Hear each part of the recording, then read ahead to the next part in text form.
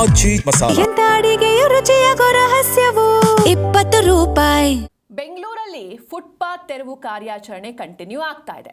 ಬೆಂಗಳೂರು ಕೇಂದ್ರ ನಗರ ಪಾಲಿಕೆ ವತಿಯಿಂದ ತೆರವು ಕಾರ್ಯಾಚರಣೆ ನಡೀತಾ ಇದೆ.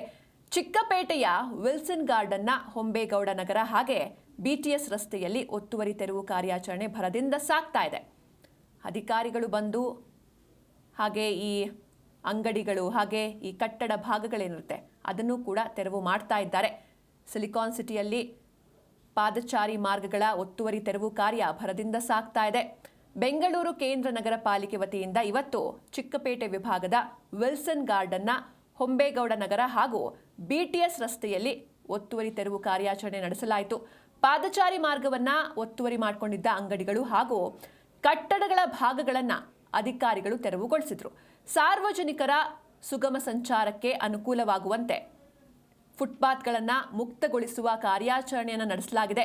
ನಗರದ ವಿವಿಧ ಭಾಗಗಳಲ್ಲೂ ಕೂಡ ಪಾದಚಾರಿ ಮಾರ್ಗಗಳ ಮೇಲಿನ ಒತ್ತುವರಿ ತೆರವು ಕಾರ್ಯಾಚರಣೆ ಕಂಟಿನ್ಯೂ ಆಗುತ್ತೆ.